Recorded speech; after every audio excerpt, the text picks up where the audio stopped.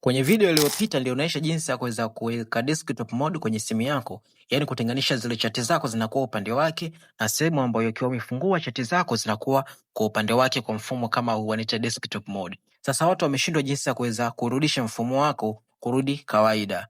Unachotakiwa kufanya ni kuingia kwenye app yako ya settings, kisha unashusha chini utaingia kwenye developer option.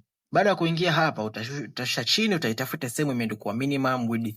Ile sehemu ile ambayo ulienda kuweka huo mfumo na ndio hapo utaweza kurudisha. Sasa cha kufanya pale tulisema kwamba unaweza kama 350 au 352. Sasa jinsi ya kuweza kurudisha ni kuifuta hiyo 650 na kuweza kuweka 384. Kwa hiyo ya kutoa ni kuweka 384 kurudisha kawaida. Utairudisha hapo 384 kisha mfumo wako unarudi kawaida kama ambavyo ilikuwa mara ya kwanza kama jinsi ambavyo unaona. Kwa hiyo ukiingia kwenye application yako ya WhatsApp mfumo wako umerudi kawaida kama hivi. Naitwa Keza. Make sure unanifollow na pia una like video hii na pia una comment kitu gani unataka kujifunza kwenye video ijayo, na pia sasa kushare na marafiki ama watu wako wa karibu. Till the next one, I'm out.